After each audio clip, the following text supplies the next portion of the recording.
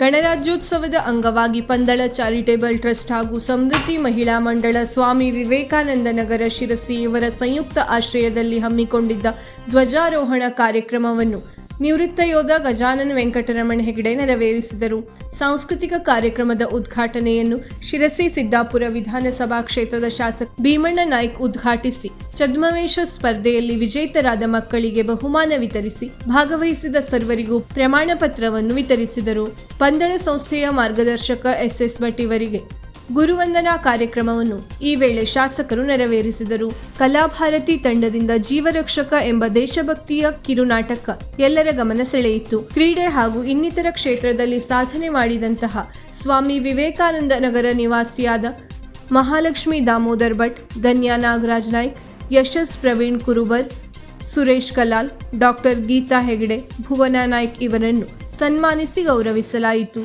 ಈ ಸಂದರ್ಭದಲ್ಲಿ ವೇದಿಕೆಯಲ್ಲಿ ನಗರ ಪ್ರಾಧಿಕಾರ ಅಧ್ಯಕ್ಷ ಜಗದೀಶ್ ಗೌಡ, ಎಸ್.ಕೆ. ಭಾಗವತ್, ಮಾಜಿ ನಗರಸಭಾ ಸದಸ್ಯ ಅಣ್ಣಪ್ಪ ಕೆ. ಸಿರ್ಸಿಕರ್, ಅನುಬಂಧ ಚಾರಿಟೇಬಲ್ ಟ್ರಸ್ಟ್ ಅಧ್ಯಕ್ಷೆ ಜ್ಯೋತಿ ಗೌಡ, ಹಿರಿಯರಾದಂತಹ ಎಸ್ ಭಟ್, ಸಮೃದ್ಧಿ ಮಹಿಳಾ ಮಂಡಳ ಹಾಗೂ ಶ್ರೀ ಪಂದಳ ಚಾರಿಟೇಬಲ್ ಟ್ರಸ್ಟ್ನ ಸರ್ವ ಸದಸ್ಯರು ಹಾಗೂ ಸ್ವಾಮಿ ವಿವೇಕಾನಂದ ನಗರ, ಕೆಎಚ್ಬಿ ಕಾಲೋನಿ, ಎಸಳೆ ಹಾಗೂ ಶಿರಸಿ ನಗರದ ಸಾರ್ವಜನಿಕರು ಪಾಲ್ಗೊಂಡರು.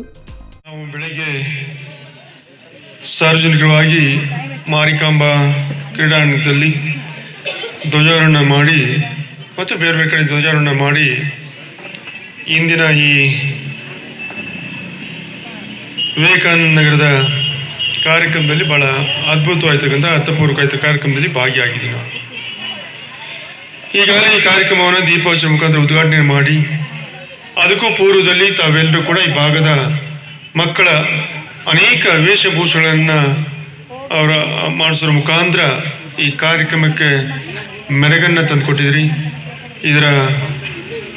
ಈ ಕಾರ್ಯಕ್ರಮದ ಎಲ್ಲ ವ್ಯವಸ್ಥಾಪಕರನ್ನ, ಸ್ನೇಹಿತರನ್ನ, ಸೋದರಿಯರನ್ನ, ತಾಯಿಂದಿರನ್ನ ಮತ್ತೊಮ್ಮೆ ಹೃದಯಪೂರ್ವಕವಾಗಿ ಅಭಿನಂದನೆ ಹೇಳೋದಕ್ಕೆ ಬಯಸ್ತೇನೆ. ನಾನು ಒಂದು ಕಡೆ ನಾವು ಅನೇಕ ವಿಚಾರವನ್ನು ಪ್ರಸ್ತಾಪ ಮಾಡ್ತೀವಿ, ಹೇಳ್ತೀವಿ, ನಾವು ಅನೇಕ ಕಾರ್ಯಕ್ರಮವನ್ನು ಮಾಡ್ತೀವಿ. ನಾವು ವೀಕ್ಷಕ ಮಹಾಪ್ರಭುಗಳೇ, ನಮ್ಮ ಚಾನಲ್ ಅನ್ನು ಸಬ್ಸ್ಕ್ರೈಬ್ ಮಾಡಿ, ಶೇರ್ ಮಾಡಿ, ಪ್ರೋತ್ಸಾಹಿಸಿ.